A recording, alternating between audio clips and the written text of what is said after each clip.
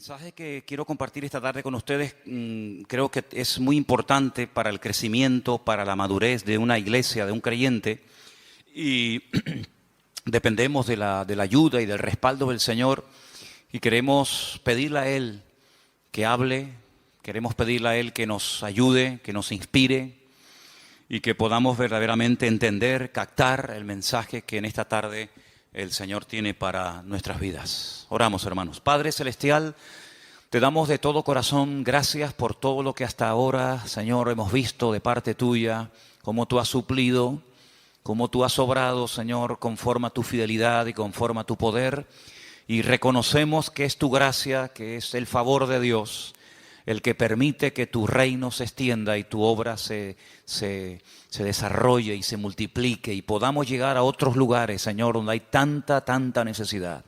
Señor, queremos pedirte en esta tarde que tú bendigas esta enseñanza, este mensaje, y que no solamente los que están aquí puedan disfrutar y aprender, sino también después las cientos y miles de personas que lo estarán escuchando y viendo en diferentes lugares.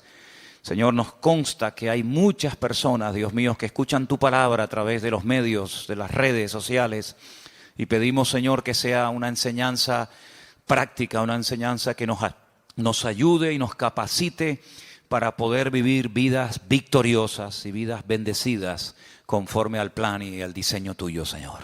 Nos encomendamos a ti y pedimos que todo lo que a partir de ahora se hable y se comparta sea de gran bendición para todos y cada uno de nosotros. En el nombre bendito de nuestro Señor Jesús. Amén. Y amén. Yo les invito a que ya sin más demora vayamos al libro de Romanos, al capítulo 8. Romanos capítulo 8. Esta es la única carta que Pablo escribe a una iglesia que él no ha fundado. Todas las cartas que tenemos de Pablo en el Nuevo Testamento fueron después escritas a congregaciones que él las abrió personalmente. Cuando le escribe a los Corintios, las personas que van a recibir esta carta son sus hijos en el Señor espiritualmente hablando, o los tesalonicenses, o los colosenses, o los efesios, ¿verdad? También escribe cartas personales, por ejemplo, a Filemón, a Tito, a Timoteo. Pero esta es una carta que él escribe a una iglesia que él no ha establecido, que él no ha fundado. Pero evidentemente tenía un gran conocimiento de la membresía, porque si ustedes después con detenimiento y con tranquilidad en casa leen el último capítulo de Romanos, él da una lista enorme de nombres de personas a las cuales él saluda. Por lo tanto, aunque él no ha sido, por así decirlo, el padre, el fundador de la obra, es una iglesia que conoce perfectamente porque hay una lista, ya digo, enorme de hermanos a los cuales él saluda. Así que evidentemente había una relación muy directa con los hermanos que se congregaban en la ciudad imperial, la ciudad de Roma.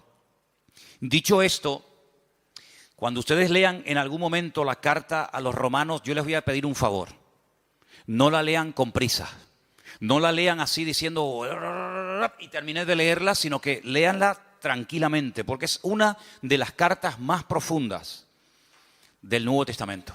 Junto con Gálatas y también con Efesios es una de las epístolas más profundas, porque los que la iban a recibir eran de origen judío, aunque vivían en Roma, y eran grandes conocedores de la Escritura, de las Escrituras del Antiguo Testamento, se supone. Por lo tanto, Pablo escribe en un nivel con una profundidad que a menos que los que iban a recibir la carta fueran expertos y conocedores de la Escritura, no iban a enterarse absolutamente de nada. Ahora, la carta está plagada de costumbres, la carta está plagada de las famosas leyes de Roma. Para poder entender muchas cosas que Pablo enseña y dice en la carta, hay que conocer bien la cultura del Imperio Romano. Cómo vivía esa gente, cómo pensaban, cómo reaccionaban, cómo eran algunas de las ceremonias que hacía, para que después podamos entender sobre todo el capítulo 8, que para mí es el corazón de la carta de Pablo. El capítulo 8 de Romanos es un capítulo increíble. Y hay dos palabras que aparecen continuamente en el capítulo 8. Una es la palabra carne y otra es la palabra espíritu. Con la primera no tenemos problema. porque más o menos sabemos a lo que se refiere Pablo cuando dice o cuando habla de la carne. Pero con la otra palabra hay un poco de problemas por una razón, y es que en nuestro idioma, ustedes lo van a ver continuamente en la Biblia, a veces la palabra espíritu aparece con mayúscula y a veces la misma palabra espíritu aparece con minúscula. Y bueno, parece ser que cuando se refiere al Espíritu de Dios, al mover de Dios, a la presencia del Señor, pues para diferenciarlo se pone espíritu con mayúscula. Y cuando habla del espíritu humano, pues se emplea la palabra minúscula. Pero esto es un poco complicado, porque en el texto original, bien en griego, el Nuevo Testamento, o en hebreo, el Antiguo Testamento, no existe este tema de mayúsculas y de minúsculas, no existe eso. Eso es algo que para nosotros es muy importante. No es lo mismo decir Señor, y ahí mencionamos al Señor Dios Todopoderoso, o cuando decimos Señor fulanito de tal, estamos utilizando la misma palabra, pero la connotación es muy diferente. Por eso ponemos mayúscula o minúscula. Pero repito, eso en el texto original no existe, sino que hay palabras específicas para saber a qué espíritu o a qué Señor se refiere el autor de la carta. Ahora, vamos a empezar con la primera palabra, la palabra carne. Dice en el versículo 1, estamos en Romanos 8, ¿verdad? Romanos 8:1. Ahora pues, ahora, es un hecho, tiempo presente. Ahora, ninguna condenación hay para los que están en Cristo Jesús. Coma. Y añade, los que no andan conforme a la carne, sino conforme al Espíritu. Si este matiz es muy importante. Ahora ninguna condenación hay para los que están en Cristo Jesús. Y a continuación da una característica de los que están supuestamente en Cristo Jesús. Dice que no andan, no se comportan, no actúan, no viven, no piensan, no reaccionan según la carne, sino de una forma diferente. Y dice, sino conforme al Espíritu. Las características de una persona que vive en la carne. Ahora explicaremos a qué se refiere Pablo cuando dice la carne. Y las características, la evidencia exterior de una persona que vive en el Espíritu es abismal. No tiene ni punto de comparación una cosa con otra. Por ejemplo, si ustedes prestaron atención a la lectura que se leyó hoy aquí, basada en Gálatas capítulo 5, el apóstol Pablo hace una tremenda diferencia entre las manifestaciones, las características, el estilo de vida de uno que vive en la carne a uno que vive en el Espíritu. Por ejemplo, él menciona más de 17, escuchen, más de 17 manifestaciones diferentes de una persona que puede vivir en la carne. Y ahí menciona adulterio, fornicación, orgías, borracheras, pleitos, celos, iras, contiendas, disensiones, etcétera, etcétera, etcétera. Ese es el estilo de vida de una persona que digamos que no es creyente, bíblicamente que está en la carne. Y después por otra parte dice, pero el fruto, lo que se manifiesta, lo que es notorio y palpable en la vida de un hombre o de una mujer que vive o que pretende y quiere vivir en el Espíritu es amor, gozo, paz, paciencia, benignidad, bondad, mansedumbre, fe, templanza, etcétera, etcétera. Entonces tú dices, oye, es que no tiene nada que ver las características de una persona que vive en el Espíritu a las características de una persona que vive en la carne. Las personas que viven en la carne generalmente son personas que no valoran el don, uno de los dones más grandes e importantes que tiene todo ser humano, y es el tiempo.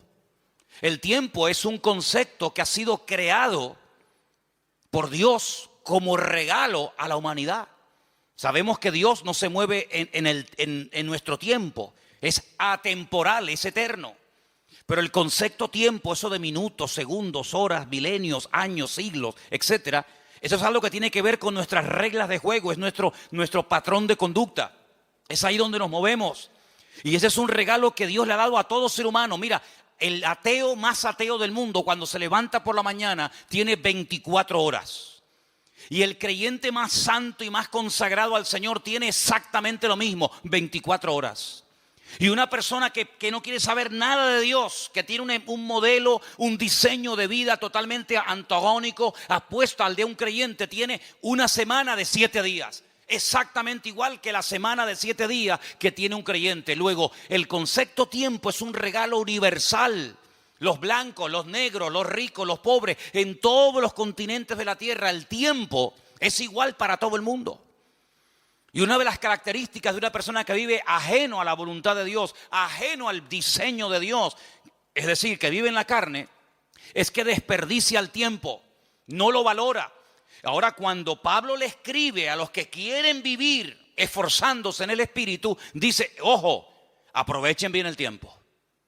Cuidado, porque el tiempo que pasa no se puede recuperar. Esa es una de las características del tiempo. Si ya no podemos volver al pasado, no existe máquina del tiempo, no hay regresión, no podemos volver atrás y decir, oye, ayer me quedaron por hacer esto, esto y esto. Amigo, pasó a la historia y nunca más ese tiempo, ese minuto, ese año volverá, nunca más. Es como las olas, cuando entran y rompen en la arena, esa ola desapareció, vendrá otra, pero esa ya desapareció. Exactamente es igual el tiempo, va transcurriendo. Y Santiago lo define como una especie de neblina. Dice que el tiempo, la vida, que está incluida en el factor tiempo, dice que es como neblina que pasa y cuando te das cuenta, se te fue la vida, amigo. Entonces, una de las características de las personas que viven en la carne es que desperdician el tiempo, no valoran el tiempo. Aparte de que viven en desorden, en desobediencia, dándole lugar a todo tipo de vanaglorias, de soberbias, de vicios, convirtiéndose queriendo o sin querer, consciente o inconscientemente, en esclavos, en dependientes de cosas o de personas. Y por eso después se llevan desilusiones y desengaños, personas que han puesto su fe y su confianza en otras personas o en instituciones, ¿verdad? Y se llevan un desengaño porque las personas que viven en la carne, al no esperar en Dios, sino al esperar en el hombre, pues la Biblia dice, cuidado con confiar en el hombre, porque te puede llevar tremendas desilusiones. ¿Cuántos dicen amén? Ahora, Pablo emplea la palabra carne en un sentido general. Después vamos a ver cómo él intenta utilizar esa palabra para hablar de otros conceptos. Pero en primer lugar vamos a ver la palabra carne como palabra en sentido general. Algunos versículos de Romanos, ¿les parece? Romanos 2, versículo 28. Romanos 2, verso 28. Vamos a escuchar este primer texto, por favor.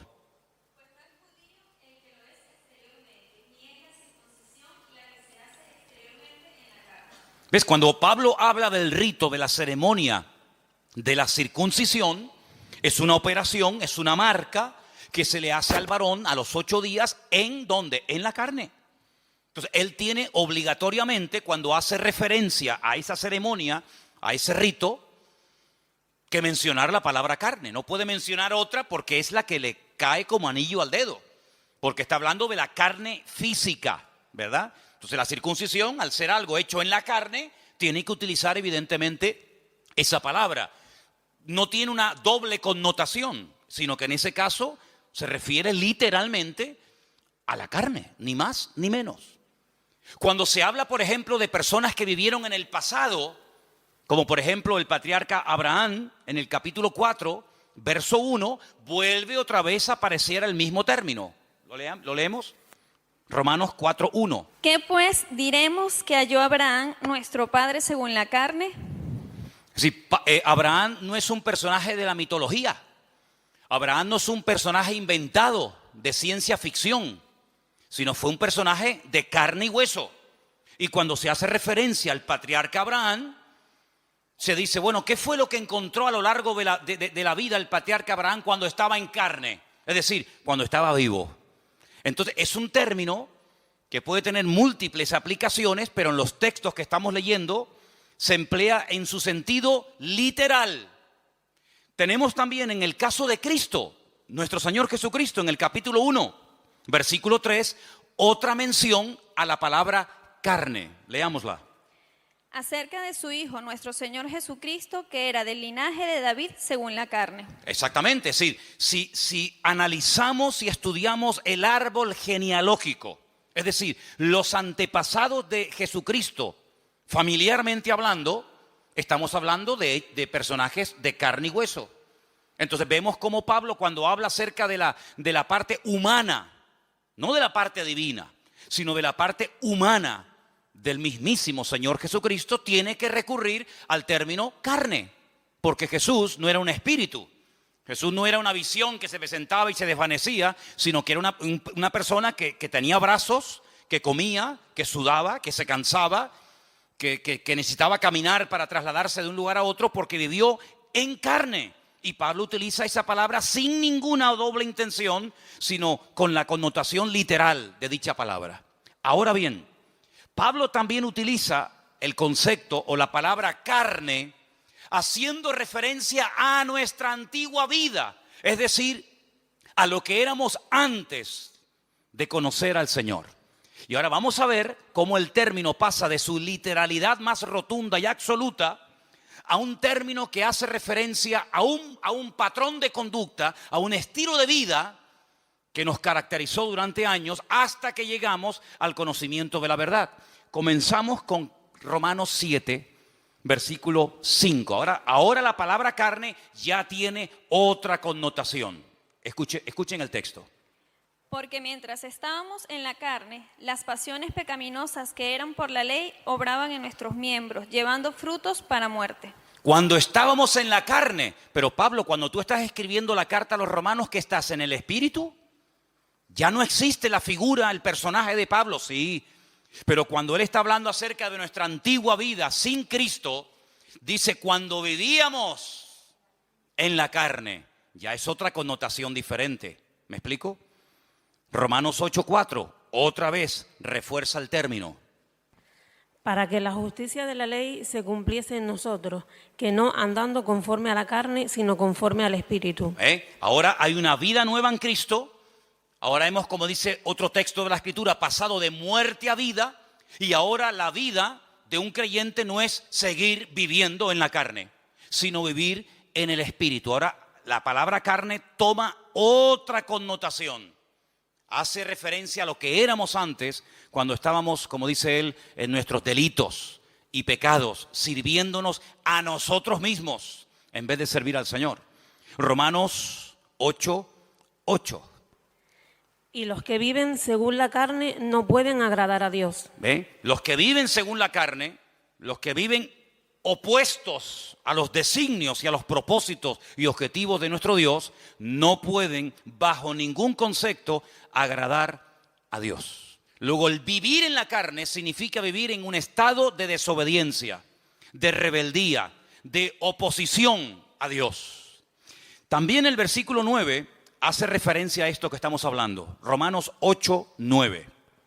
Mas vosotros no vivís según la carne, sino según el Espíritu, si es que el Espíritu de Dios mora en vosotros. Y si alguno no tiene el Espíritu de Cristo, no es de él. Es decir, la vida que ustedes viven ahora no la pueden seguir viviendo en la carne. No la pueden seguir viviendo con las características que identifican a un no creyente. Porque si ustedes son verdaderamente hijos de Dios, el Espíritu de Dios ahora está dentro de vuestras vidas y ese Espíritu os impulsa por otros derroteros a hablar de una forma diferente, a comportarte de una forma diferente, porque ahora ya no eres dominado por el ego, dominado por tus pasiones, por tus apetitos y por tus vanaglorias y tus concupiscencias, sino que ahora eres guiado por el Espíritu Santo de nuestro Dios. Y dice que una persona puede reconocer si es o no es un hijo de Dios por la forma como vive. Eso es lo que el Señor dijo, dicho en otras palabras, por sus frutos los conoceréis. Dice el Señor en Romanos 8 que los que son de Cristo son guiados por el Espíritu que guió a Cristo. Y los que no son guiados por el Espíritu de Cristo, por el Espíritu Santo, no son hijos de Dios. Aunque ellos crean que lo son. Aunque ellos se autoproclamen hijos de Dios. Porque luego hay un concepto tremendamente profundo e interesante, del cual hablaremos también esta tarde, y es el término adopción. Porque claro, hoy en día La palabra adopción tiene otras connotaciones completamente diferentes a lo que significaba ser adoptado hace 2000 años. Pero de eso hablaremos un poco más adelante. Romanos 8:12, un texto más.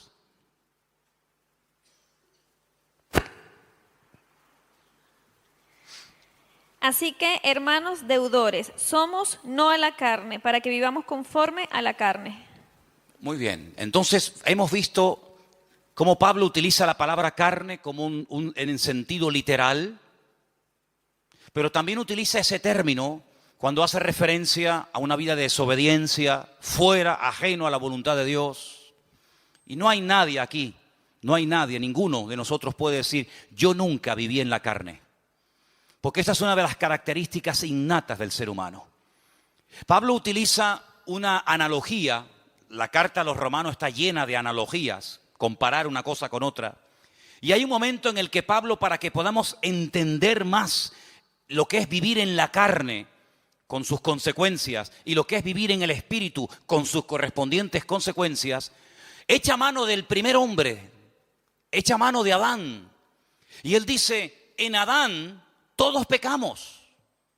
En Adán todos estamos en cierto sentido identificados. Y tú dices, bueno, pero yo no pequé como Adán. ¿Yo qué culpa tengo que Adán haya pecado para que Dios a mí hoy por hoy me considere culpable o pecador? Es que nosotros no somos pecadores porque pecamos. No. Nosotros pecamos porque somos pecadores. Lo voy a repetir. Nosotros no nos convertimos en pecadores cuando pecamos. Es que nosotros pecamos porque somos pecadores. Y nosotros no morimos porque hayamos cometido un pecado, sino que nosotros morimos porque Adán era el representante de la raza humana, aunque en ese momento no existía raza humana, pero era el cabeza de toda la raza humana que vendría posterior a él. Y todo lo que él hizo es como si tú y yo lo hubiéramos cometido. Prueba de ello que cada vez que vas a un cementerio, cada vez que vas a un entierro, te puede venir a la cabeza decir, esta es la consecuencia del pecado de Adán. Así como en Adán todos mueren, así como en Adán el sello, el estigma de la desobediencia, de la rebeldía y de ser pecadores es notorio y evidente, ahora el apóstol Pablo dice, pero hay un segundo Adán y lo llama el Señor Jesucristo. Y así como en Adán todos mueren, en Cristo todos viven. Entonces nosotros tenemos que tomar una decisión cada día. ¿Como quién quiero vivir? ¿Como Adán o como Cristo? ¿Cómo quiero vivir? ¿En qué equipo quiero jugar? ¿En el equipo de Adán o en el equipo de Cristo? Porque si me identifico con Adán y cada vez que hago mi voluntad y cada vez que desobedezco y cada vez que rechazo a Dios, tengo que sufrir y experimentar a corto y a largo plazo las consecuencias. Pero si decido vivir como Cristo vivió, no te queda más remedio que tener el espíritu que Cristo tuvo a lo largo de su vida para poder vivir en victoria, como Él vivió todos los días de su vida como hombre en victoria. ¿Cuántos dicen amén? Y esto es un concepto que no nos entra en la cabeza. Porque uno dice, bueno, como Dios, no tengo ningún problema en aceptar que Dios es perfecto, ¿sí o no? Dios es perfecto, es inmutable, no hay sombra de variación. Dios no se cansa, Dios no está un día alegre y otro día triste. Dios es inmutable, Él no se cansa, Él da y no pierde, sino que Él sigue siendo Dios. Él es la fuente de la existencia misma. Pero como humano, como hombre, el Señor Jesucristo fue perfecto. Fue un niño perfecto. Y todos los que hemos tenido hijos o tenemos hijos, sabemos que nuestros hijos, como nosotros tampoco fuimos hijos perfectos, no hay un hijo perfecto. No hay una hija perfecta. Se puede comportar mejor o peor. Puede sacar mejores o peores notas. Pero no hay un hijo perfecto. Y Cristo fue hijo. Y como hijo fue perfecto. Y como hombre fue perfecto. Entonces eso quiere decir que vivió en una absoluta perfección durante toda su vida. Y en una absoluta y extraordinaria santidad.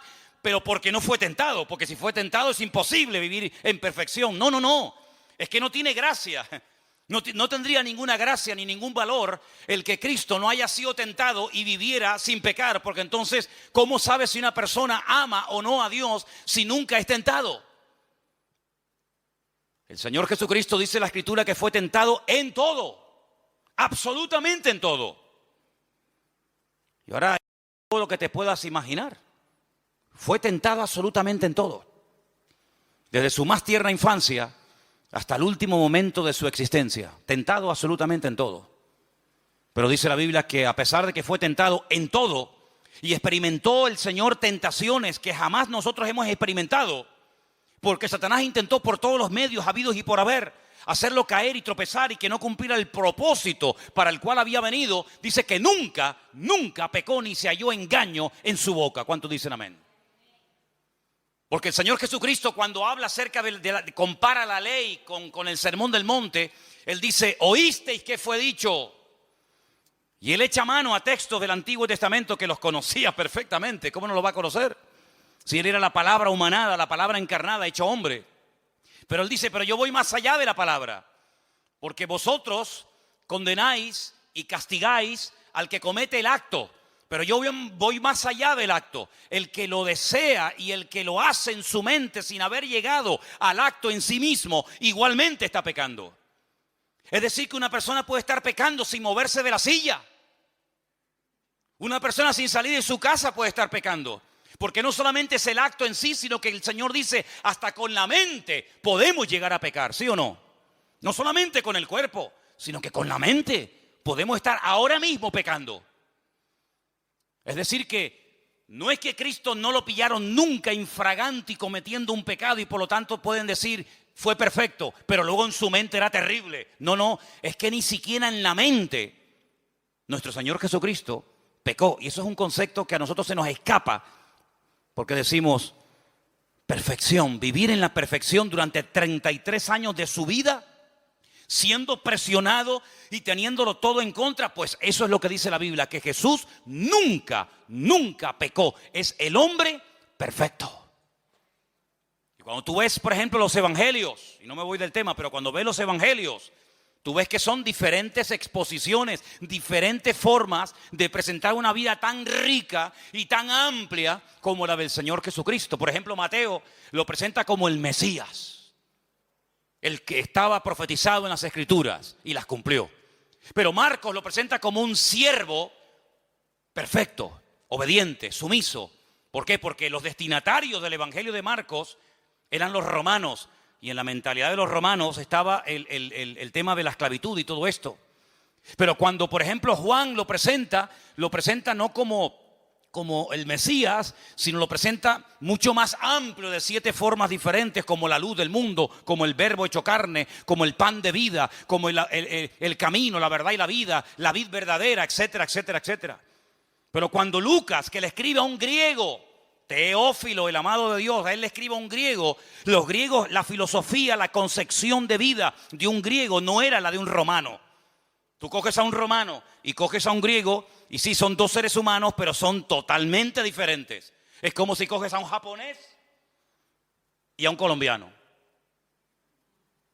Son 2 seres humanos, pero la mentalidad japonesa no es la mentalidad de un colombiano, de un venezolano, de un latino, de un español. No, para nada. Son 2 cosas completamente diferentes. La mentalidad de un griego es completamente distinta, diferente a la mentalidad de un romano. El griego busca la perfección de carácter. El griego busca la perfección en lo físico. El griego es hedonista. El griego es vanaglorioso. El griego se cuida el cuerpo. El griego es una persona exquisita en todo lo que hace. El romano es salvaje. El romano no tiene escrúpulos. El romano es avasallador. El romano no tiene educación. No es diplomático. El romano es mente de imperialista. Mente de que aquí mando yo y tú te callas. Y si te tengo que matar, te mato y punto. El griego más refinado. Es igual de malo, pero más refinado, ¿no? Es un veneno, pero en vez de saber a veneno, sabe a miel. Te está envenenando con veneno, pero como sabe a miel, uy, qué rico, dame un poquito más. Así es el griego. Entonces, como él le va a escribir a un griego, él dice, te voy a hablar de un hombre perfecto. Y claro, Teófilo dice, un hombre perfecto, si Platón no fue perfecto, ni Aristóteles, ni Séneca. ¿De quién me estás hablando? ¿De quién me estás hablando? De Jesucristo. el Hijo de Dios, y lo presenta como el hombre perfecto. Así que Cristo nunca vivió en la carne, ni siquiera cuando dormía su subconsciente le traicionaba, jamás. Fue perfecto en espíritu, alma y cuerpo. Entonces lo que Pablo intenta en el capítulo 8 de Romanos decirle: hermanos, ahora nosotros hemos pasado de muerte a vida. Nuestra antigua vida estaba caracterizada por vivir en lo que él llama la carne. Pero ahora voy a enseñarles un nuevo modelo de vida. Vamos a vivir en el espíritu. Pero en el espíritu con mayúscula o en el espíritu con minúscula. En el Espíritu Santo de Dios. En el Ruach HaKodesh. No en el Neuma. Sino en el Ruach HaKodesh. En el viento recio de Dios. En el Espíritu de Dios. Porque ese fue el espíritu que habitó en Cristo. El que hizo que su madre quedara embarazada. Y el que lo ungió y lo capacitó durante toda su vida, hasta que él llega un día a Nazaret y dice: el Espíritu de Dios está sobre mí. Y él es el que me unge, él es el que me capacita para poder cumplir con el objetivo por el cual fui enviado por mi Padre: dar vista a los ciegos, vendar a los quebrantados de corazón, a pregonar el año de la buena voluntad del Señor, etcétera, etcétera. Cuando el Señor asciende a la gloria, ese espíritu que habitó en él durante toda su vida, y sobre todo de una forma mucho más contundente a partir del bautismo, porque dice que cuando era bautizado descendió sobre él como forma corporal el Espíritu de Dios. Cuando él se está despidiendo de sus discípulos, él dice: yo os noto tristes. Claro, ustedes se han acostumbrado a estar todo el santo día conmigo. Y cada vez que hay un problema, cada vez que hay una situación difícil que solucionar, ustedes siempre recurren a mí. Pero ahora ustedes se sienten como solos y con temor, porque les acabo de decir que me voy a ir, pero tengo una buena nueva que compartirles. Y es que me voy, pero no os dejaré huérfanos, sino que estaré con vosotros para siempre. Y cuando me vaya a la presencia del Padre y le enseñe mis manos y mi costado y mis pies heridos, y él quede satisfecho porque la ira, porque la justicia de mi Padre ha sido derramada y ha quedado satisfecho completamente, ahora que él me ha elevado y me ha dado un nombre que es sobre todo nombre, ahora que ya no vamos a hablar más de pecado porque este tema ya está zanjado y se acabó y se pagó la deuda, ahora le voy a decir a mi Padre: Padre, mándales a ellos el Espíritu que moró en mí. Así que no os dejaré huérfanos. Rogaré al Padre para que os envíe al Consolador, para que esté con vosotros para siempre. Y escuchen: Él tomará de lo mío y os lo hará saber. Él os recordará todas las cosas que yo os he enseñado. Y no solamente hará cosas maravillosas en vosotros, que os dirá cosas que van a acontecer en el futuro para que estéis preparados, sino que Él irá delante de vosotros, y cuando prediquéis mi palabra, Él será el que convencerá al pecador de pecado, de justicia y de juicio. Y así da una enseñanza tremenda en el Evangelio según San Juan acerca de las funciones o características, el impacto del Espíritu Santo a través de la vida de los discípulos, a través de la vida de los creyentes. Y por eso Pablo, que es consciente de esto, dice: cuando una persona es guiada por el Espíritu de Dios, esa persona es de Dios. Pero cuando una persona lo oyes hablar y miras cómo vive y cómo se comporta y cómo reacciona y cuál es su estilo de vida, tú puedes darte cuenta de que no está siendo guiado por el Espíritu de Dios, porque no le importa para nada ese tema, sino que está viviendo en la carne, totalmente opuesta a la voluntad y el propósito de Dios para su vida. Y Pablo dice, escuchen bien esto, lo dice en Romanos 8: si el Espíritu de aquel que levantó a Cristo de los muertos mora en vosotros, también vivificará vuestros cuerpos mortales por su Espíritu que ahora mora en vosotros. Es decir, cuando Cristo está en la cruz, hay momentos en los que Él habla, momentos en los que Él expresa necesidades físicas, momentos en los que Él ora, momentos en los que Él pide cosas. Pero hay un momento en el que Él dice: Padre, en tus manos encomiendo mi espíritu. Y entrega el Espíritu al Padre. Y la palabra del Señor nos enseña que el Espíritu de Cristo es el que ha sido derramado en todos y en cada uno de los creyentes hoy en día. Y por eso Pablo dice, hermanos, ya no os embriaguéis con vino, en lo cual hay disolución. Antes bien, sed llenos del Espíritu de Dios, hablando, cantando entre vosotros con salmos, con himnos, con cánticos espirituales, alabando a Dios, dando siempre gracias al Señor. Y no lo contristéis, no entristezcáis, no apaguéis al Espíritu, sino antes bien, todo lo contrario. Y termina el libro, termina las Sagradas Escrituras diciendo, por si no ha quedado claro todo lo que ha dicho Pablo, Santiago, Mateo, Marcos, Lucas, Juan, etcétera, el que tiene oídos para oír, que oiga lo que el Espíritu todavía le tiene que comunicar a la iglesia. ¿Cuántos dicen amén? Esto es algo tremendo, porque la vida de un verdadero creyente ya no puede estar guiada por la carne, por sus pasiones y deseos, sino tiene que ser guiada por el Espíritu de Dios. Ahora, como el hombre no nace salvo, como el hombre no nace siendo hijo de Dios, como el hombre ya viene condenado por el pecado de Adán, por el estigma del pecado de Adán, se tiene que producir algo milagroso en el ser humano, y que es la adopción. Y hablemos de la adopción. Quiero que vayamos a Romanos, capítulo 8, del versículo 12 en adelante, y dice así, Romanos 8, versículo del 12 en adelante. Así que, hermanos, somos deudores, no a la carne, para que vivamos conforme a la carne. Porque si vivís conforme a la carne, moriréis. Mas si por el Espíritu hacéis morir las obras de la carne, viviréis. Porque todos los que son guiados por el Espíritu de Dios, estos son hijos de Dios.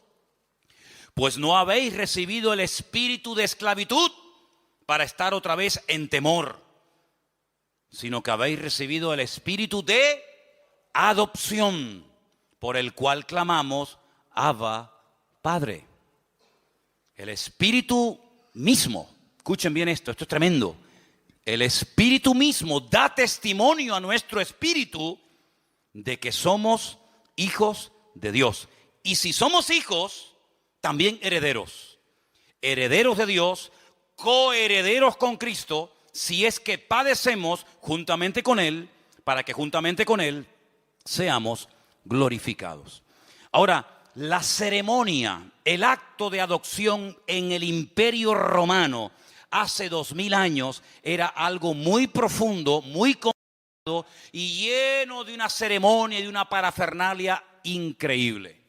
No es como hoy en día que dices quiero adoptar un niño y con dinero te vas a la China o te vas a un sitio y adoptas a un niño y te hacen una especie de test psicológico y ven si tienes los requisitos, si tienes la economía para hacerlo, etcétera, etcétera, etcétera. En el Imperio Romano, ¿cómo se adoptaba una persona? ¿Qué se hacía?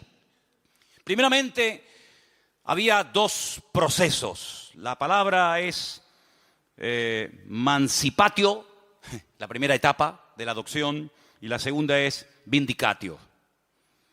Se cogían monedas, una balanza y 7 testigos, y se iba a la autoridad correspondiente. Y lo que se hacía era como que se ponía a la venta a un hijo, a una persona. Entonces se decía, vendo a fulanito de tal. La persona con esas monedas las pesaba en la balanza y lo compraba. Volvía a ser exactamente la misma ceremonia en ese momento o en otro momento o lugar. Lo ponía a la venta, lo subastaba. Y llegaba un momento en el que él pujaba otra vez y lo volvía a comprar. Pero la ceremonia, el acto más importante de la ceremonia era cuando se ponía a la venta a la persona y la persona que tenía capacidad para comprarla no pujaba y no lo compraba. Y si no lo compraba, la persona que lo ofrecía, automáticamente se rompía todo vínculo legal, la patria potestad sobre dicha persona, y el que lo comprara pasaba automáticamente a ser el padre, a adoptar a esa persona como uno de sus hijos. Estos 7 testigos, en el caso de que muriera el que había hecho la venta y el que había hecho la compra, estarían siempre preparados para presentarse ante las autoridades pertinentes de la época para decir, no, yo fui testigo de que este hombre vendió el día tal en tal lugar a fulanito de tal y esta persona pujó por él y lo compró por tal cantidad. Y entonces, ¿qué ocurría a partir del momento en el que una persona adoptaba, compraba? Porque la adopción no era por sentimiento, sino que había que dar un precio muy elevado para poder comprarlo. A partir de ese momento, todos los derechos y obligaciones que tenía el que había sido adoptado con su antigua familia o con la persona que lo había vendido quedaban automáticamente anulados. Tú no tienes ya absolutamente nada que ver con este hombre que te vendió y que ya no tiene ninguna autoridad sobre tu vida. Segundo, si tú tenías deudas contraídas cuando eras hijo o cuando eras propiedad de ese hombre, en el momento en el que eres adoptado, todo tu pasado queda totalmente cancelado, todas tus deudas anuladas, y a partir de este momento comienzas a formar parte de otra familia con todos sus derechos y todas tus deudas del pasado quedan anuladas. Y a partir de este momento legalmente eres considerado heredero legítimo de ese hombre que te ha adoptado como padre o te ha comprado para él. Y finalmente, si ese hombre que lo había comprado o adoptado tenía más hijos, estos hijos legítimos, nacidos de su esposa, no podían en ningún momento anular el acto de adopción que previamente se había establecido. Conociendo la ley romana, conociendo todo este proceso y toda esta parafernalia de la adopción, el apóstol Pablo dice, nosotros pertenecíamos a un dueño terrible que nos tenía la vida amargada. Éramos esclavos del pecado. Pero no mires el pecado como el problema. El problema no solamente era el pecado. El problema era el que estaba detrás de los pecados. Y era nada más y nada menos que el príncipe de las tinieblas, Satanás mismo. Él era nuestro dueño, el que controlaba nuestra vida, el que dirigía nuestras emociones y sentimientos, el que hurtaba, mataba y destruía nuestra vida en momentos puntuales, en unas ocasiones más y en otras ocasiones menos. Y llegó un momento en el que alguien pujó por nosotros. Llegó un momento en el que alguien nos quiso comprar. Y nos compró a precio de sangre. Su propia sangre. Y el que nos compró se llama Señor Jesús. Y ahora lo mismo que Él va a heredar, vosotros también lo heredáis juntamente con Él. Porque ahora no solamente sois hijos adoptivos de Dios, sino que ahora sois coherederos con Cristo juntamente con Él. Pero había 7 testigos que en cualquier momento podían ser llamados para testificar de que eso se había producido. ¿Y dónde están esos testigos? Pablo dice, el Espíritu Santo es el que da testimonio de que ahora somos hijos de Dios. Es decir, la misma presencia del Señor está dentro de nosotros, no solo con nosotros, sino en nosotros, y da testimonio a nuestro espíritu que lo que se ha producido no es un cambio pasajero y un cambio simplemente de imagen, sino un cambio en el mundo espiritual. Hemos pasado en fracción de segundo de muerte a vida. Y por eso cuando hablamos de la conversión es algo tan profundo. Conversión, convertido a Cristo, es mucho más. De hecho, no tiene nada que ver con venir aquí o no venir aquí. Hay gente que puede estar viniendo aquí y no son salvos. La salvación no es cambiar de iglesia, cambiar de religión, cambiar de imagen, sino es cambiar por dentro. Y el único que nos puede cambiar por dentro es nuestro Creador, el que nos hizo, pero no solamente nos hizo y nos creó, sino que además nos compró y nos adoptó como hijos suyos en su familia. ¿Cuántos dicen amén? Y ahora el Espíritu de Dios nos anhela celosamente. Y es el que ahora nos guía. Es el que dice la Biblia en Lucas 12:12, Él os enseñará en la misma hora lo que debéis decir. No os preocupéis, vivan relajados y tranquilos, porque el Espíritu os guiará a toda la verdad, porque no hablará por su propia lengua, por su propia boca, sino que tomará de lo mío y me glorificará a mí. ¿Cuánto dicen el Señor? ¿Cuánto dicen amén al Señor? Así que, amados hermanos, en esta tarde tenemos que tomar una decisión, pero radical. ¿En qué equipo queremos jugar? ¿Qué estilo de vida vamos a llevar? ¿En la carne o en el espíritu? No se puede vivir una vida victoriosa cristiana con el Señor en la carne, porque la vida cristiana es una vida, humanamente hablando, y soy muy claro en esto, totalmente imposible de vivir. Porque la vida cristiana es sinónimo de querer vivir, de querer o de pretender vivir según la vida que Cristo vivió. ¿Qué es la vida cristiana? Vivir como Cristo vivió. ¿Y quién es capaz de vivir como Cristo vivió? Sin pecar nunca, sin desear nada malo, sin tener nada malo en el corazón, sin tener tendencia al pecado, sin mirar lo que no hay que mirar, sin desear. Es imposible, porque somos carne y hueso, decía el patriarca Abraham, soy polvo y ceniza. Por eso Pablo descubrió un secreto tremendamente profundo de nuestra relación con Dios. Y es decir, lo que tenemos que hacer cuanto antes es morir. Porque un muerto no crea problemas. Los que crean problemas son los vivos. Los muertos no dan problema. El muerto al hoyo y el vivo al bollo. El muerto no da problema, no critica, no se desanima, no se deprime, no cambia de religión. El muerto se murió y punto. Ya no habla, ni siente, ni padece. Y por eso Pablo dice, ya no quiero vivir más yo, sino ahora quiero que mi estuche llamado cuerpo, llamado carne en el sentido literal, sea el medio por el cual el Espíritu de Dios que ahora mora en mí nos lleve a hacer y ejecutar todos los días de nuestra vida la voluntad de nuestro Dios. ¿Cuántos dicen amén? Eso es lo que Pablo intenta explicar en Romanos 8. La vida en la carne es así. Si quieres escoger ese camino, las consecuencias van a ser esta y esta. Y la estación final, saben que cuando uno va en metro o cuando va, generalmente en metro o en tren, cada estación tiene un nombre. La estación final de la vida se llama la muerte. Y por eso ha habido intentos, el hombre ha hecho intentos por tratar de corregir el rumbo de la naturaleza humana. Y algunos dijeron a lo largo de la historia de la humanidad, cuando la humanidad sea culta, cuando todo el mundo sepa leer y escribir y tenga un alto nivel de cultura y de preparación y de conocimiento, ya no habrá odios, ni guerras, ni venganzas, ni muertes, sino que el hombre que sea culto y el hombre que tenga un nivel intelectual alucinante, pues se dará cuenta de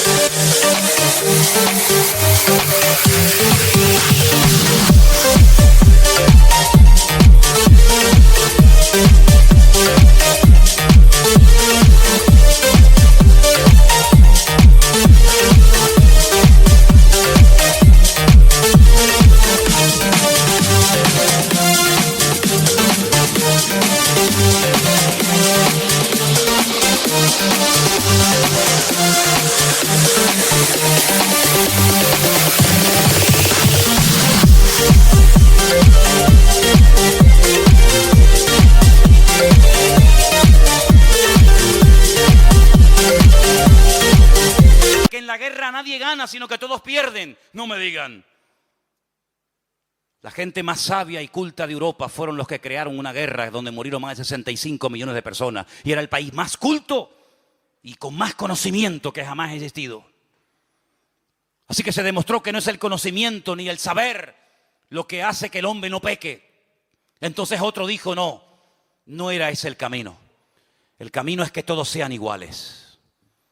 Porque así se evitan las envidias y los celos. Tú tienes más, yo tengo menos. Tú eres rico, yo no llego a fin de mes. Tú tienes un cochazo, yo tengo que ir caminando. Cuando todo el mundo sea igual, no haya propiedad privada y todo sea de todos, entonces el hombre será feliz. Ya. Vamos a intentarlo.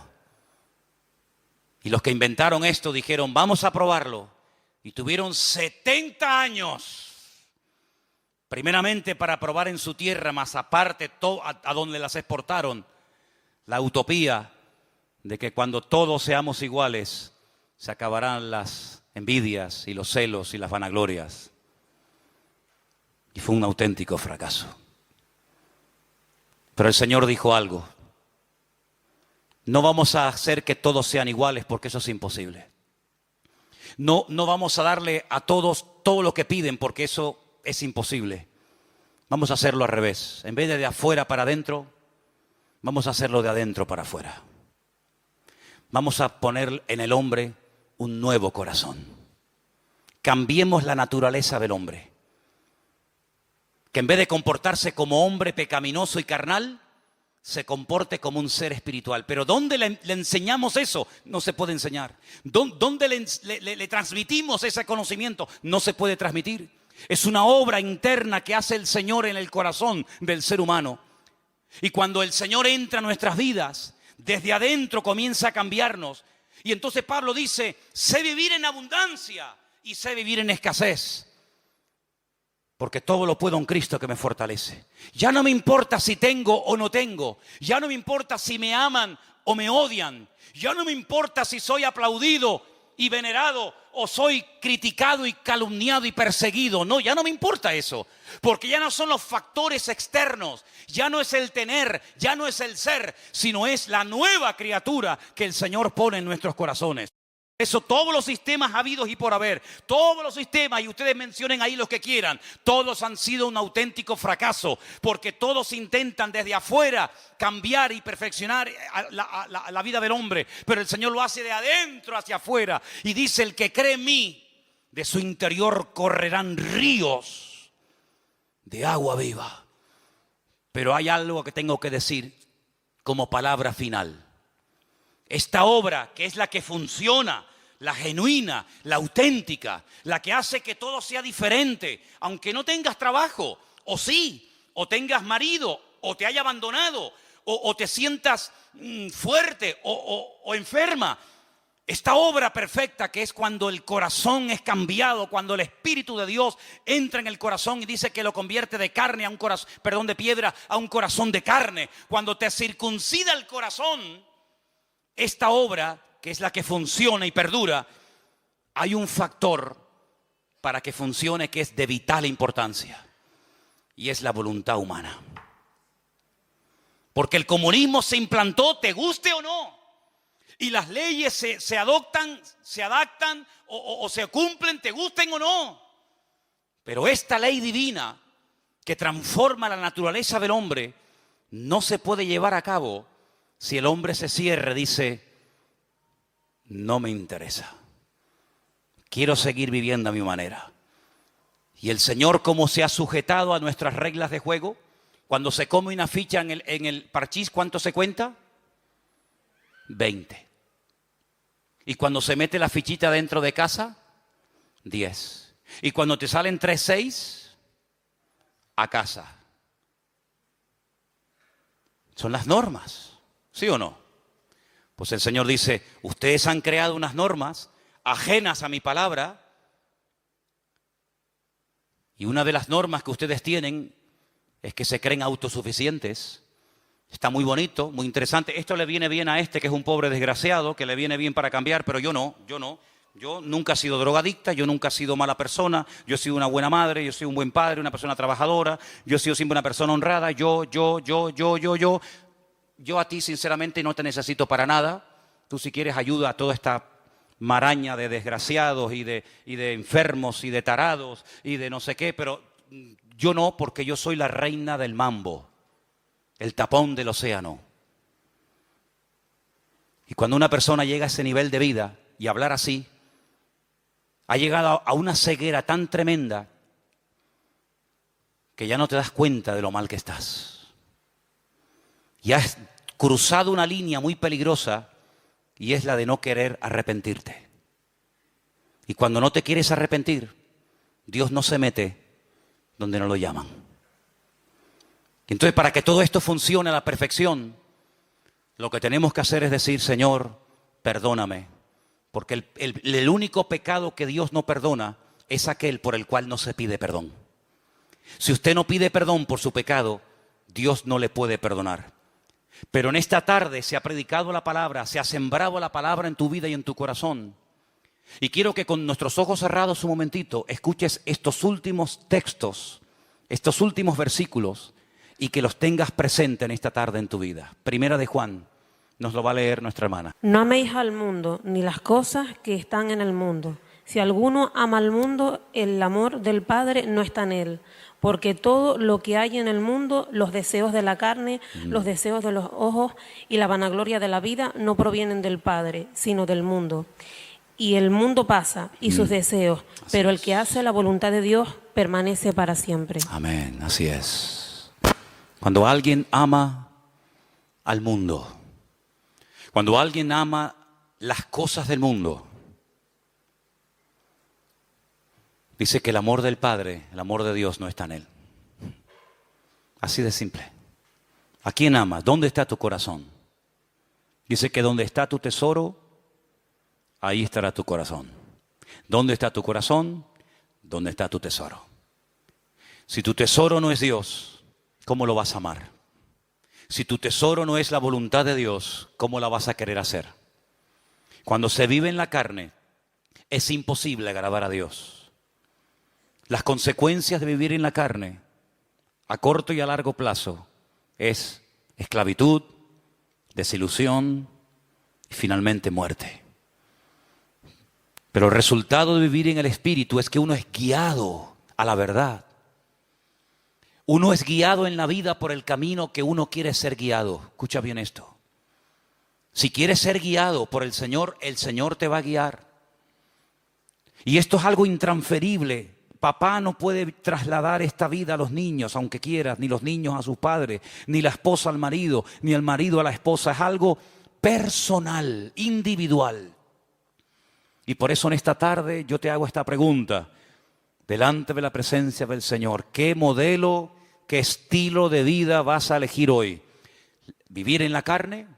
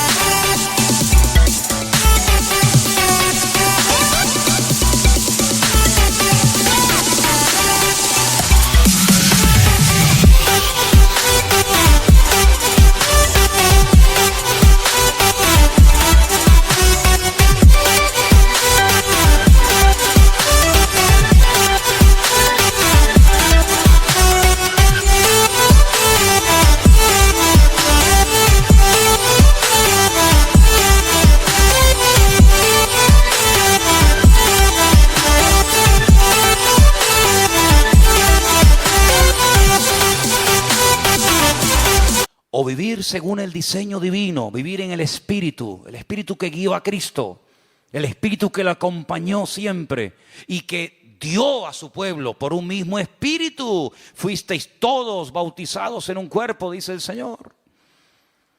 Así que en esta tarde tú tienes la última palabra. Yo te he compartido la palabra, se ha sembrado en tu corazón la buena semilla. Pero no dejo de reconocer que en esta tarde puede haber pedregales, puede haber espinos, o puede haber buena tierra, confiamos en ello. ¿Qué vas a hacer con la palabra oída? ¿Qué vas a hacer? ¿Qué vas a hacer? ¿Qué camino vas a escoger? ¿Vivir en tu ego, en tu yo, en tu carne? ¿O decir, Señor, enséñame? ¿Qué tengo que hacer, Señor? En esta tarde te damos muchas gracias por tu palabra, que es viva, es eficaz. Siempre habla, siempre ministra, siempre toca. Nunca vuelve vacía, sino que se siembra y hará la obra para la cual fue enviada. Señor, confiamos de que sea hoy tu Espíritu Santo el que convenza los corazones. Nosotros hacemos nuestra parte, nuestra obra, pero eres tú el que tocas, el que hablas a las vidas. Y yo te pido, Señor, que no haya reacciones basadas en sentimientos o en emociones, sino única y exclusivamente porque están respondiendo al llamado del Señor. Si en esta tarde tú estás aquí y quieres vivir conforme al Espíritu de Dios, haciendo su voluntad, díselo a Él, díselo. Yo quiero vivir conforme a tu voluntad, Señor. ¿Te das cuenta cómo uno puede vivir de una manera u otra? Tú decides, ser humano, criatura de Dios, tú decides. Yo te animo a que en esta tarde tú le digas al Señor, aleluya, que tú le digas al Señor en esta tarde, yo quiero vivir guiado por tu Espíritu Santo. Estemos orando, hermanos, estemos orando, por favor, en el día de hoy. Aleluya. Gloria a Dios. Prepárame la guitarra, por favor.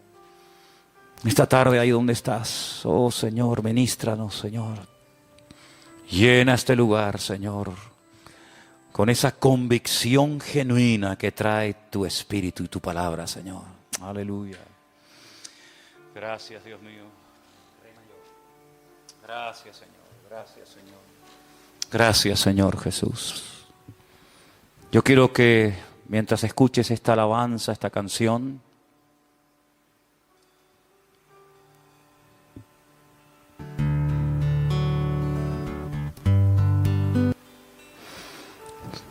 tú estés dejándote tratar por la presencia del Señor.